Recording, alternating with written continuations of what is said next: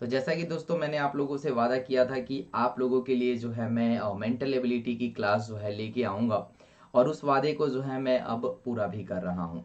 लेकिन दोस्तों ये जो मेरी क्लास रहेगी आज वाली क्लास, इसका नाम जो है मैंने इंट्रोडक्शन क्लास रखा है फॉर मेंटल एबिलिटी, कि मैथ में आप लोगों को क्या क्या पढ़ाना है, मैथ में आप लोगों को क्या क्या पढ़ना है।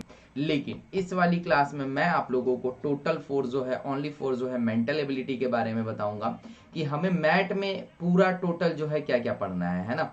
क्योंकि मैं जो है आप लोगों को पूरा मेंटल एबिलिटी ही कराऊंगा, और अगले 3-4 महीने के अंदर अंदर मैथ को जो है हम लोग पूरा फिनिश करेंगे। इसके ऊपर भी मैं जो है आप लोगों को एक प्रॉपर वीडियो लेके आऊंगा, और उस वीडियो में मैं आप लोगों को बताऊंगा कि पूरा मेंटल एबिलिटी को जो है हम लोग कैसे कंप्लीट कर सकते हैं, और पूरा मेंटल एबिलिटी को जो है हम लोग कैसे कर सकते हैं। कि पूरे सिलेबस की अगर मैं बात करूं तो इसमें जो है हमें कौन कौन सा सिलेबस पढ़ना है, एनालॉजी पढ़ना है, क्लासिफिकेशन पढ़ना है, सीरीज पढ़ना है, कोडिंग डिकोडिंग करना है, डायरेक्शन सेंस करना है, मैथमेटिकल ऑपरेशन करना है, पजल टेस्ट करना है, लॉजिकल वेन डायग्राम, आपके पास सीक्वेंस वर्ड आ जाएगा, प्रॉब्लम ऑन क्लॉक आ जाएगा, सीरीज कम्प्लीमेंट्री टेस्ट आ जाएगा, मिसिंग करेक्टर आ जाएगा आपके पास, alphabet test, blood relation, statement वाले क्वेश्चन आ जाएंगे, एनालिटिक रीजनिंग वाले जिसमें आप लोगों का एज वगैरह वाला क्वेश्चन पूछ देता है कि उसका एज ये है, अर्थमेटिक रीजनिंग भी पूछाएगा, और आपका एक टेस्ट करके होता है, ये भी जो है आपके उसी का हिस्सा है। तो आप लोगों को मेरे को जो है कमेंट करके ये बताना है कि आप लोगों को सबसे पहले इसमें कौन सा जो है टॉपिक कवर करना है। तो मैं अगर चाहूं, अगर आप लोग भी बोलोगे, तो मैं सोच रहा हूं कि स्टार्ट कर दिया जाए एनालॉजी से। और मैं आप लोगों को बता दूं कि ये पूरा क्लास जो रहेगा ना भाई, ये हिंदी और इंग्लिश दोनों में रहेगा, है ना। हिंदी और इंग्लिश दोनों लैंग्वेज वाले स्टूडेंटों के लिए यूजफुल रहेगा। और जो भी बच्चे हिंदी और इंग्लिश में पढ़ना चाहते हैं, कुछ बच्चे ऐसे होते हैं जिनको इंग्लिश में थोड़ी सी प्रॉब्लम होती है, तो वो हिंदी में देख के समझ जाएंगे, और जो बच्चे हिंदी को नहीं समझ पाते हैं, वो इंग्लिश को देख के अपना काम निकाल लेंगे।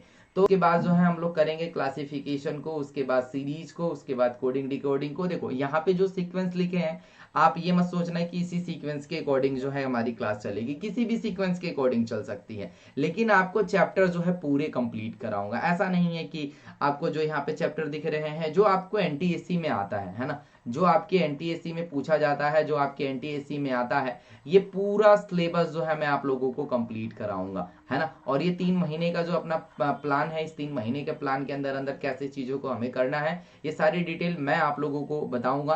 तो ये हमारा वर्बल वाला था। उसी तरह जो है हमें नॉन वर्बल में भी काम करना होगा, क्योंकि इसका भी अच्छा खासा वेटेज जो है आपके एग्जाम में है ना। कम से कम 30% का वेटेज जो है ये अकेले रखता है।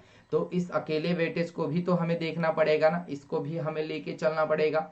इसमें भी आप लोगों को क्लासिफिकेशन पूछा जाएगा, लेकिन ये क्लासिफिकेशन होगा इमेज वाला क्लासिफिकेशन।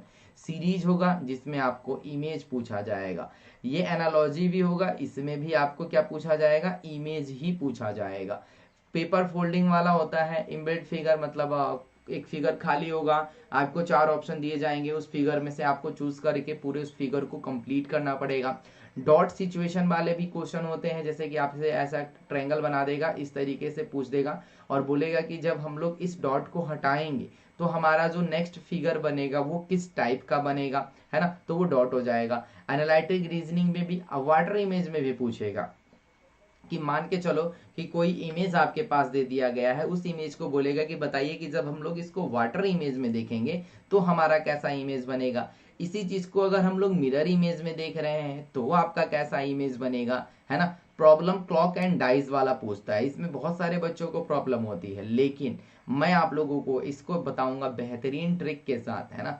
ट्रिक एक बार आजमाइएगा, सारी कहानी अपने आप जो है बयां हो जाएगी, इसमें आप लोगों को टेंशन लेने की कोई जरूरत नहीं है। अब ये एक होता है इनकम्प्लीट फिगर, यानी फिगर जो होता है इनकम्प्लीट रहता है, आपको क्या करना होता है कि चूज करके उसको कंप्लीट रूप देना होता है, ठीक है। फोल्डिंग वाले भी आते हैं कि पेपर को फोल्ड करो, कट करने के बाद उसे हम लोग ओपन जब करेंगे तो वो जो होगा किस टाइप का होगा, है ना। तो ये पूरा सिलेबस जो है मैंने आप लोगों को दिखा दिया है। मैट के ऊपर हम लोग काम करना अब स्टार्ट कर देंगे,